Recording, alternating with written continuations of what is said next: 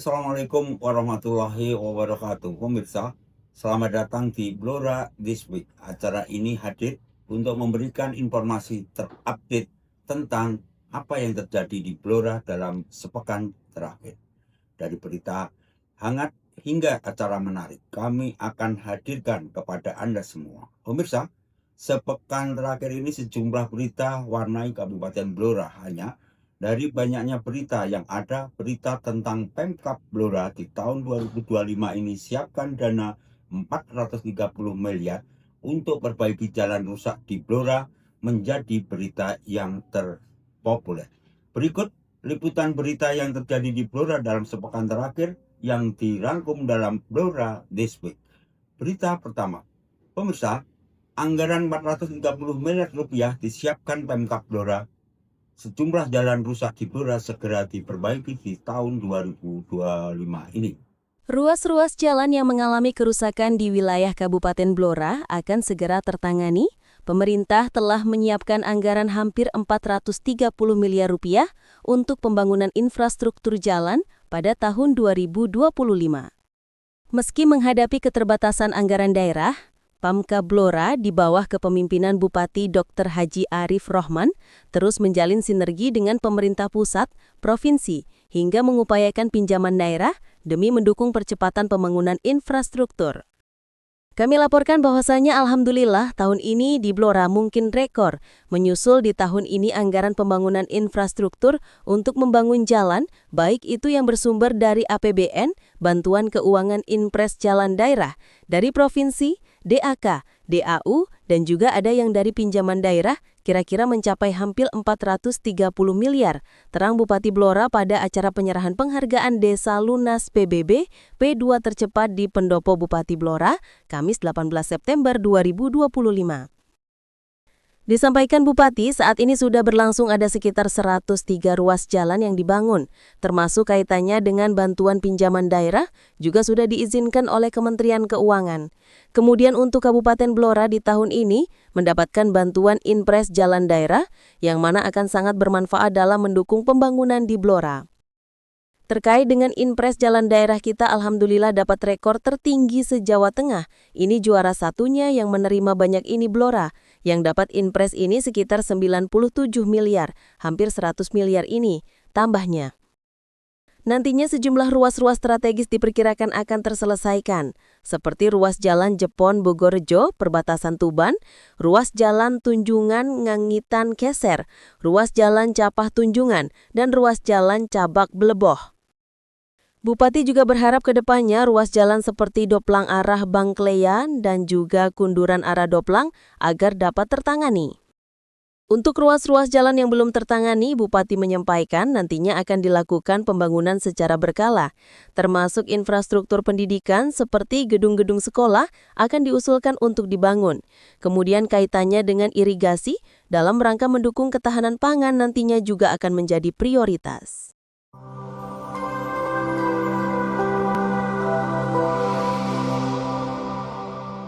Berita selanjutnya, ini bentuk komitmen Pemkab Blora untuk turunkan angka kemiskinan. Bu Derini datangi rumah Tarso, salah seorang warga miskin, untuk diberi bantuan. Wakil Bupati Blora Hajasri Setiorini bersama Kepala Dinsos P3A, Basnas Blora, Forkopimcam Jepon, serta Pemdes Tempel Lemah Bang menindaklanjuti laporan terkait seorang warga yang hidup sebatang kara di rumah gubuk sederhana, Jumat 19 September 2025. Saat sampai di rumah Tarso, Bu Derini yang bersama Dinsos P3A, Basnas, Forkopimcam Jepon, dan Pemdes Tempel Lemah Bang, Bu Derini menyatakan memang benar adanya. Dikemukakan, Pak Tarso dulunya pernah menikah dan mempunyai anak, namun kini sudah berpisah dengan istrinya. Diketahui, Tarso sebelumnya tinggal bersama orang tuanya, namun sejak ayahnya meninggal ia memilih hidup sendiri dan menetap di rumah sederhana. Untuk memenuhi kebutuhan sehari-hari, Tarso bekerja sebagai pemulung barang bekas, rosok. Disampaikan Bu Derini, sesuai arahan Gubernur Jawa Tengah, Pemkab Blora bersama tim gabungan dari TNI Polri dan pemerintah daerah terus melakukan pendataan warga miskin ekstrim. Proses pendataan dilakukan oleh Babin Kamtipmas dan Babinsa, kemudian hasilnya diserahkan kepada pemerintah daerah untuk ditindaklanjuti. Untuk itu, kepada masyarakat dipesankan segera laporkan kepada kami apabila ada warga yang membutuhkan perhatian lebih dari Pemda. Dengan begitu, pemerintah bisa bergerak cepat untuk memberikan solusi. Menindaklanjuti apa yang ada berita di media kemarin itu, bahwasanya pemerintah daerah Kabupaten Blora sangat peduli dengan masyarakatnya yang terutama kurang mampu. Nah, ini kami sudah dengan arahan Pak Gubernur Jawa Tengah di Padi bahwasanya sudah dibentuk tim gabungan antara TNI, Polri, dan pemerintah daerah untuk mendaftar miskin ekstrim. Oh gitu. Itu nanti yang memberikan daftar adalah dari Babin Kamtipmas dan Babinsa. Oh gitu. Diserahkan ke pemerintah daerah, terus pemerintah daerah akan menindaklanjuti. Kalau memang itu dan itu baru belum pernah didengar di Pak Bupati dan saya mungkin ya. Nah, setelah ini hari kita mendengar, insya Allah Dinas Sosial nanti akan langsung menindaklanjuti. Kepala Dinas Sosial P3A Blora, Luluk Kusuma Agung Aryadi AP, menegaskan pihaknya akan melakukan pendampingan terhadap Pak Tarso, termasuk melakukan pemeriksaan psikologis serta memasukkan datanya dalam DTKS. Gangguan jiwa saat ini kami komunikasikan nanti akan ditambah di Dinsos. Setelah itu kami tidak lanjuti, termasuk pendampingan nanti psikologisnya. Nanti kita titipkan di LKS, untuk yang lebih kecil di Sumber. Nanti tetap kita bantu karena bagaimanapun walaupun DGD juga manusia harus kita layani. Ya untuk operator desa kita sudah punya gitu ya, untuk lebih sering turun, untuk lebih sering untuk perpal, ya. Validasi data yang secara dinamis tidak boleh terus absen, itu males ya, jangan. Pemerintah desa kita pertemuan, kita punya ada operator desa kelurahan, ya, itu harus aktif untuk semuanya. Sebagai bentuk kepedulian, Basnas Blora menyerahkan bantuan uang senilai 20 juta rupiah untuk pembangunan rumah layak huni bagi Pak Tarso. Lahan pembangunan telah disiapkan di tanah milik orang tuanya. Selain itu, Dinas Sosial P3A juga memberikan bantuan paket sembako.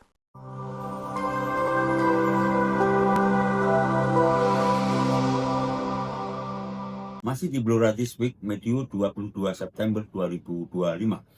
Pemirsa, Bupati Arif Rohman apresiasi 50 desa di Blora yang lunas PBB P2 tercepat. Bupati Blora Dr. Haji Arif Rohman mengapresiasi desa-desa yang telah lunas membayarkan pajak bumi bangunan pedesaan perkotaan PBB P2 tercepat, yaitu di triwulan 1 atau sampai dengan bulan Maret 2025. Kamis, 18 September 2025, di Pendopo Rumah Dinas Bupati Blora. Bupati secara langsung menyerahkan piagam penghargaan kepada para kepala desa yang telah aktif dalam mendukung penerimaan PBB P2. Bupati menjelaskan bahwa pajak ini salah satu sumber yang menjadi pendapatan bagi daerah yang nantinya akan dikembalikan kepada masyarakat untuk digunakan dalam rangka pembangunan di wilayah Kabupaten Blora. Dan salah satu sumber pendapatan yaitu dari PBB P2 ini, kita berupaya Bapak Ibu ya, untuk menjadi program prioritas kita, yaitu pembangunan infrastruktur, tambah Bupati. Disampaikannya bahwa di tahun ini Kabupaten Blora tengah mendorong pembangunan jalan yakni dengan menyiapkan anggaran hampir 430 miliar rupiah melalui berbagai dukungan sumber pendanaan seperti APBN Inpres Jalan Daerah, dari Provinsi, DAK, DAU, hingga pinjaman daerah, dan sebagainya. Jadi ini sebagai komitmen kita untuk membangun Kabupaten Blora. Oleh karena itu, saya minta dukungan Bapak Ibu semuanya terkait dengan PBB ya. Sebenarnya, kita juga tidak terlalu ingin membebani. Jadi kalaupun ada kenaikan, ini kita sesuaikan ya, terangnya. Untuk diketahui bahwa kenaikan PBB juga dipengaruhi oleh beberapa faktor. Misalnya, dari penyesuaian nilai aset yang berkaitan juga dengan kenaikan harga tanah, ataupun dari semula yang tercatat tanah saja saat dilakukan pendataan sudah berdiri bangunan, dan sebagainya. Bupati juga meminta agar pihak desa agar dapat menjaga komunikasi yang baik dengan masyarakat, yakni dengan memberikan penjelasan yang dibutuhkan. Sementara itu, Sekretaris Daerah Kabupaten Blora Komang Gede Irawadi juga menyampaikan apresiasinya kepada desa-desa yang telah menerima penghargaan tersebut. Ia juga mendorong agar desa-desa lain dapat memenuhi kewajiban PBBP 2. PLT Kepala BPPKAD Blora, Susi Widyorini, mengungkap bahwa kegiatan ini bertujuan untuk memberikan apresiasi kepada desa yang telah melunasi PBBP 2 lebih awal, yaitu pada triwulan 1 tahun 2025. Sekaligus memberikan motivasi kepada desa yang lain agar lebih semangat dalam mengoptimalkan penerimaan PBBP 2 dan menumbuhkan kesadaran masyarakat bahwa PBBP 2 merupakan kewajiban bersama dalam mendukung pembangunan daerah. Tambahnya,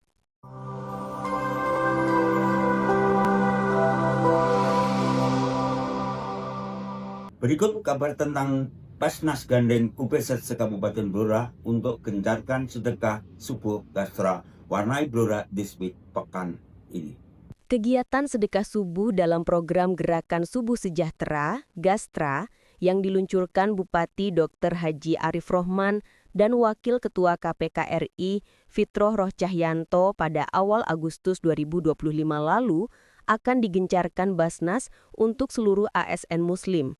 Sebagai tindak lanjutnya, pada hari Rabu 17 September 2025, Basnas menggelar sosialisasi sedekah subuh gastra kepada seluruh unit pengumpul zakat atau UPZ se-Kabupaten Blora di ruang pertemuan Saung Mekarsari, yang dibuka langsung oleh Wakil Bupati Hajasri Setiorini bersama Asisten Pemerintahan dan Kesra Agus Puji Mulyono.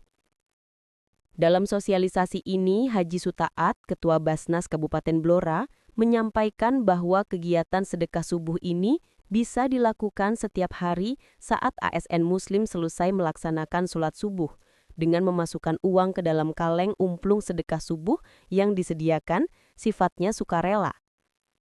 Infak dan sedekah subuh ini sifatnya sukarela, di luar dari zakat yang setiap bulan dipotong langsung dari gaji ASN. Fungsinya untuk apa? Untuk membantu anak-anak yatim piatu yang ada di Kabupaten Blora dan kegiatan sosial keagamaan. Utamanya anak yatim piatu yang masih tinggal di rumah non-panti asuhan. Kalau panti asuhan kan sudah ada lembaga yang menaunginya, ucap Haji Sutaat SPD, Ketua Basnas Blora. Ia lantas mencontohkan pada saat launching kegiatan sedekah subuh gastra di rumah dinas Bupati 3 Agustus 2025 lalu. Ada 30 anak yatim piatu yang dihadirkan Dinas Pendidikan untuk menerima santunan masing-masing anak Rp300.000 dari pengumpulan sedekah subuh yang diikuti Bupati, Forkopimda, dan para kepala OPD. Kami membayangkan kalau setiap bulan anak-anak yatim piatu ini dapat santunan Rp300.000. Bisa dihitung dibagi perharinya, dapat uang saku Rp10.000. Katakanlah Rp5.000 untuk uang saku sekolah, sisanya Rp5.000 untuk uang saku madrasah ngaji sore. Ini akan sangat membantu. Lanjut Haji Sutaat.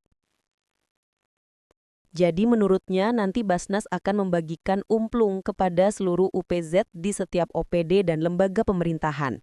Nantinya umplung tersebut akan dibagikan satu persatu ke seluruh ASN di masing-masing kantor dan akan disetorkan sebulan sekali oleh UPZ ke Basnas. Kami sudah menyediakan 8.000 kaleng umplung untuk dibagikan di tahap pertama. Nanti akan dikirimkan ke OPD masing-masing. Kita akan minta data jumlah ASN dari setiap UPZ terlebih dahulu. Menurutnya, sedekah subuh ini banyak manfaatnya. Selain mendekatkan diri kepada Allah Subhanahu wa Ta'ala, juga untuk membersihkan harta, mendatangkan keberkahan rizki, menolak bala dan musibah, serta membantu sesama yang membutuhkan. Wakil Bupati Blora yang hadir membuka sosialisasi juga sepakat dan mendukung adanya kegiatan sedekah subuh gastra ini. Menurut Bu Wakil Bupati, bersedekah pada waktu subuh memiliki manfaat yang luar biasa. Saya sebelum jadi Wakil Bupati hampir setiap minggu ada kalau 4 kali ke Semarang pagi-pagi untuk mengurus pekerjaan. Setiap selesai subuh saya selalu menyalurkan sedekah kepada orang-orang yang saya temui di jalan. Tidak memandang siapa itu orangnya. Alhamdulillah Allah selalu memberikan kelancaran setiap perjalanan dan pekerjaan saya. Jadi jika kegiatan sedekah subuh ini dilaksanakan seluruh ASN, saya yakin akan membawa banyak manfaat, kata Wakil Bupati. Pihaknya pun mengakui bahwa Basnas menjadi satu-satunya lembaga di Kabupaten Blora yang paling cepat dalam merespon banyaknya permintaan pertolongan yang bersifat sosial ekonomi. Nah, dalam kesempatan ini, Basnas juga menyampaikan rencana pembangunan rumah singgah untuk panti asuhan berbasis pesantren Basnas. Pemirsa, kami akan kembali setelah pesan-pesan berikut.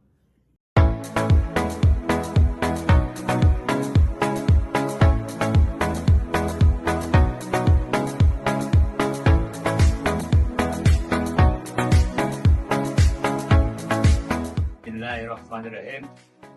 Terima kasih Basnas Kabupaten Blora, tuan-tuan gerobaknya. Terima kasih Bapak Bupati Blora, Pak Arif Rahman, dan terima kasih para pegawai negeri yang telah berjagat di Basnas Blora. Jagat Anda telah membantu saya memperbaiki kehidupan saya dan keluarga saya. Semoga para mujaki diberi kesehatan dan lancar rezekinya. Amin.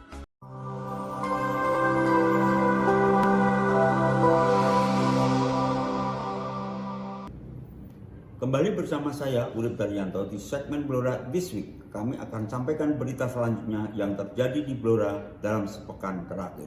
Pemirsa, Pemkab Blora gelar apel PAM Swakarsa. Siskamling bakal digiatkan di seantero Blora. Bupati Blora Dr. Haji Arif Rahman mendorong agar pengamanan PAM Swakarsa dapat diaktifkan dan digiatkan di seluruh wilayah di Kabupaten Blora.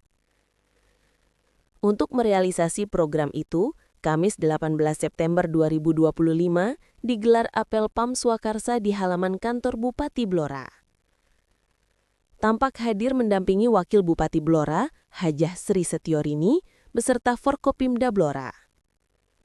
Menurut Bupati, keberadaan dari PAM Swakarsa baik itu Sistem Keamanan Lingkungan atau Siskamling, Satuan Keamanan Lingkungan atau Satkamling, Satuan Pengamanan atau Satpam, Pranata Sosial, bukan hanya menjadi pelengkap keamanan, tetapi memiliki peran yang strategis.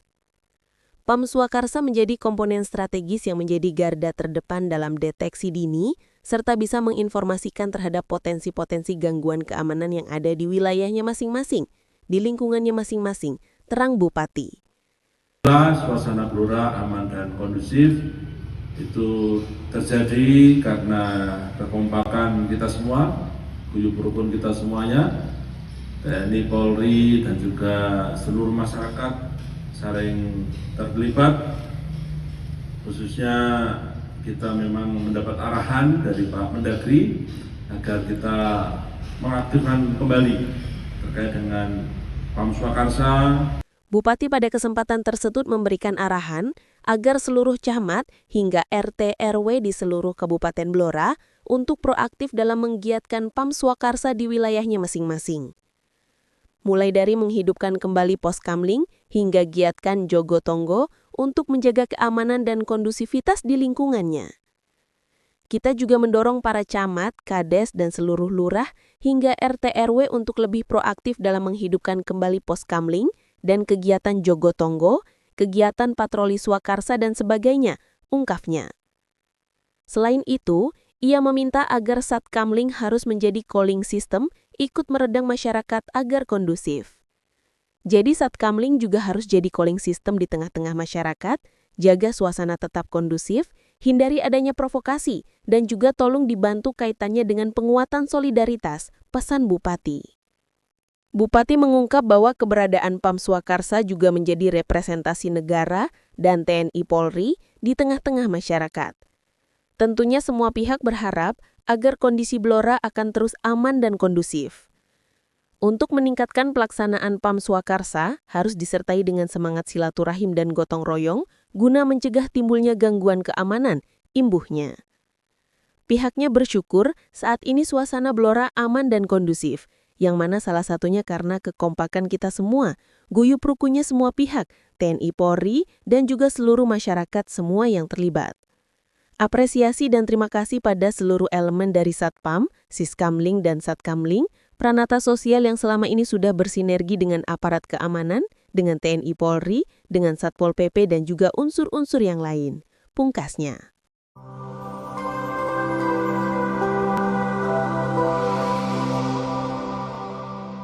Masih di Blora This Week, berita berikutnya. Disperinaker sosialisasikan Perda nomor 9 tahun 2024 tentang jam sostek. Pemerintah Kabupaten Blora melalui Dinas Perindustrian dan Tenaga Kerja, Disperinaker, menyelenggarakan sosialisasi Peraturan Daerah Kabupaten Blora Nomor 9 Tahun 2024 tentang penyelenggaraan jaminan sosial ketenagakerjaan.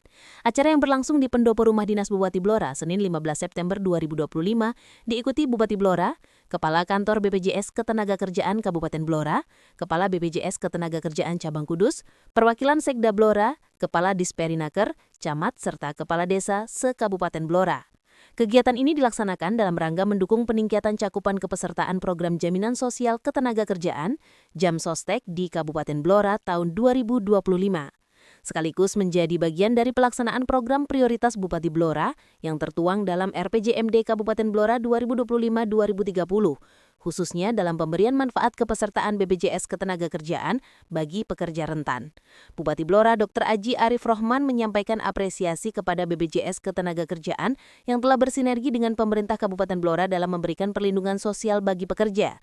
Menurutnya, kehadiran BPJS Ketenagakerjaan merupakan wujud nyata kehadiran negara dalam melindungi masyarakat pekerja, terutama mereka yang bekerja di sektor informal. Pekerja rentan adalah masyarakat yang menggantungkan hidupnya pada pekerjaan informal seperti petani, nelayan, pedagang kecil, buruh harian hingga pekerja serabutan. Mereka bekerja keras demi keluarga, namun penghasilannya tidak menentu. Dalam kondisi itu, risiko kecelakaan kerja maupun musibah kematian menjadi beban berat bagi keluarga, ungkap Bupati. Lebih lanjut disampaikan, program jaminan kecelakaan kerja dan jaminan kematian yang dijalankan BPJS Ketenagakerjaan mampu memberikan kepastian dan perlindungan kepada mereka. Dalam kesempatan tersebut juga dilakukan penyerahan santunan jaminan kecelakaan kerja dan jaminan kematian kepada ahli waris pekerja rentan yang meninggal dunia. Bupati Blora menyampaikan duka cita mendalam kepada keluarga almarhum-almarhumah. Santunan ini memang tidak akan bisa menggantikan sosok yang telah pergi, namun semoga dapat meringankan beban keluarga yang ditinggalkan serta menjadi bukti bahwa pemerintah hadir di tengah-tengah masyarakat kecil, ujarnya.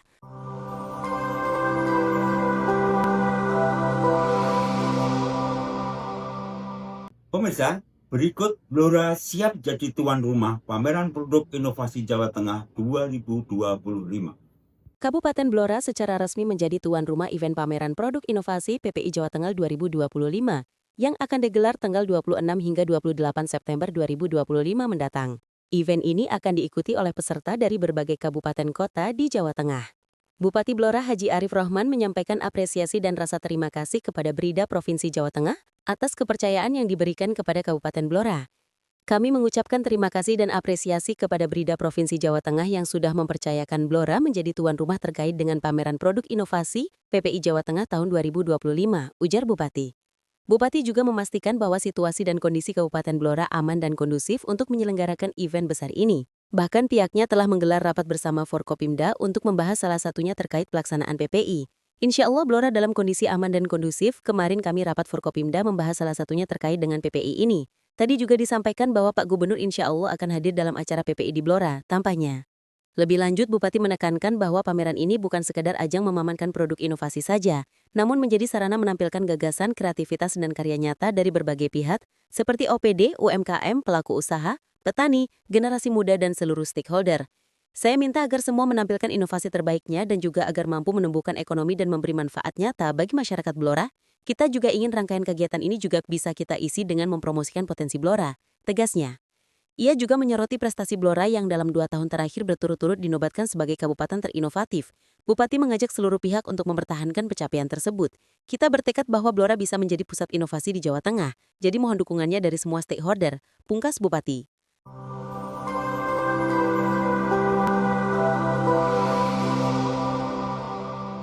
Mengakhiri perjumpaan kita di segmen Blora This Week, berikut berita yang benar-benar membanggakan bagi warga Blora, yakni putri asal Blora ini dikukuhkan sebagai guru besar di Untak, Surabaya.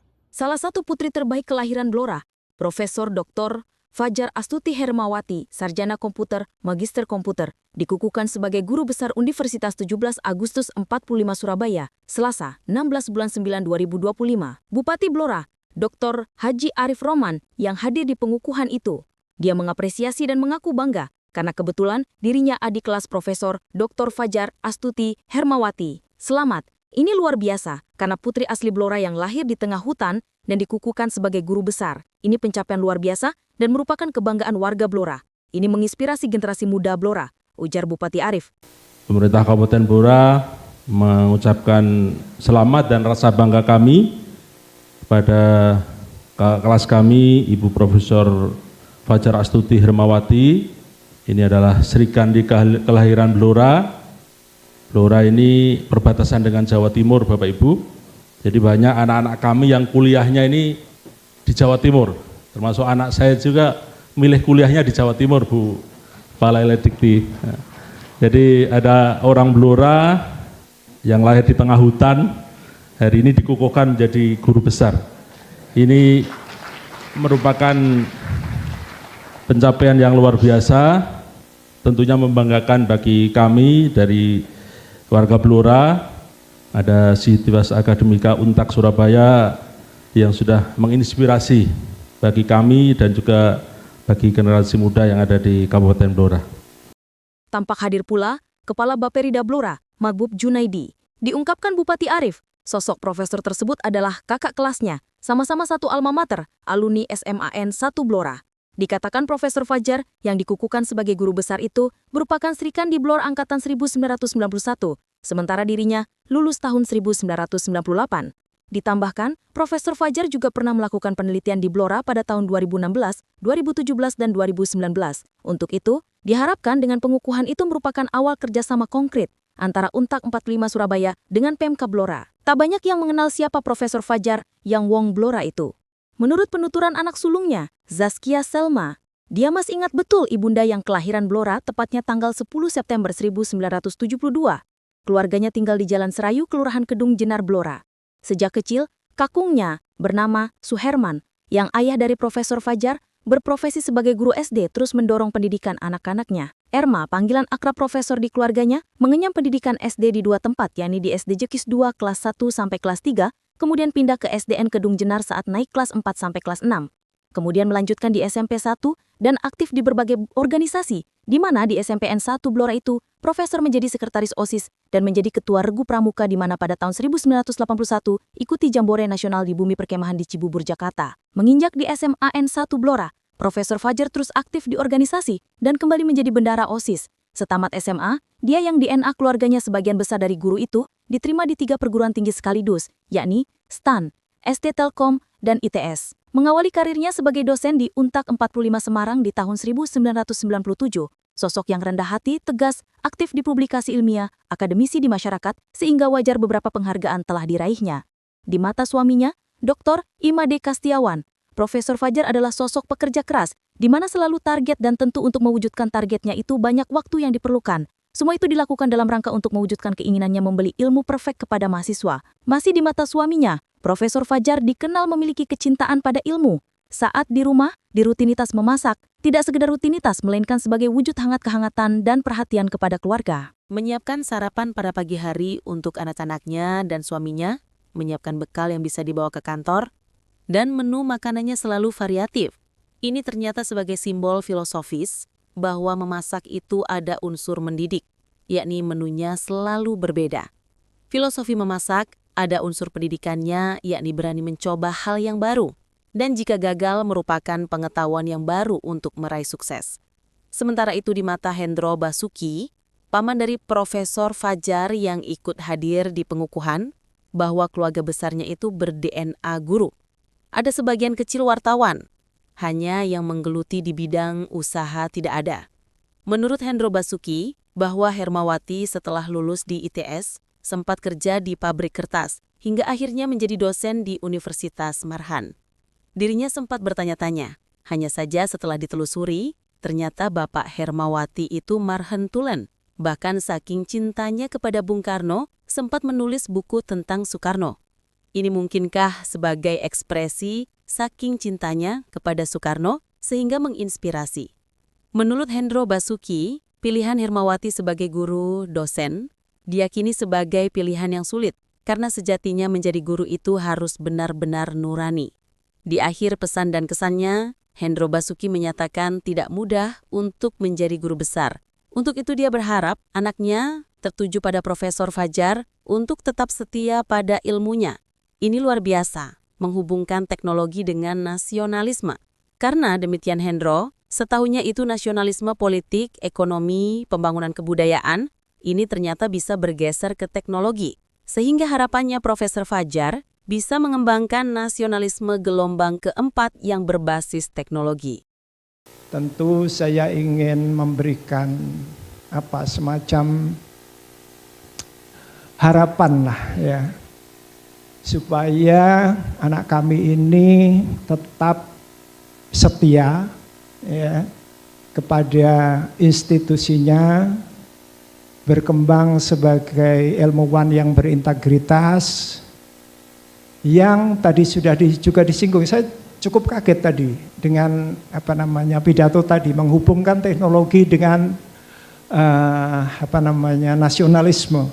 Karena setahu saya nasionalisme itu pada awalnya adalah lebih condong ke politik, lalu pada saatnya digeser menjadi ekonomi pembangunan, lalu Sujatmoko memberikan nutrisi kebudayaan sehingga ada tiga pilar yang disebut ya. Jadi yang pertama politik, kemudian bergeser ke ekonomi pembangunan, kemudian yang geser lagi ke kebudayaan. Jadi tiga itu yang selama ini disebut sebagai nasionalisme gelombang ketiga. Nah, kami berharap anak kami bisa mengembangkan teori-teori atau pandangan-pandangan mengenai nasionalisme gelombang keempat yang berbasiskan sains dan teknologi. Nah, untuk bisa seperti itu, maka kami berharap anak kami lebih banyak membaca filsafat, ya, pada filsuf-filsuf yang meminati filsafat teknologi seperti Heidegger, kemudian Jürgen Habermas dan lain-lain, sehingga memiliki pengetahuan yang lebih komprehensif untuk bisa menjadi seorang guru besar yang benar-benar mampu membawa peserta didiknya seperti yang diharapkan orang tua ataupun institusi di mana anak kami mengabdi. Demikian pemirsa, sejumlah berita yang kami sajikan di kolom Blora This Week edisi 22 September 2025 ini. Semoga bermanfaat dan menginspirasi. Jangan lupa nantikan sejumlah berita-berita teraktual dan terpercaya di Blora This Week tentunya. Terima kasih atas perhatiannya. Wassalamualaikum warahmatullahi wabarakatuh.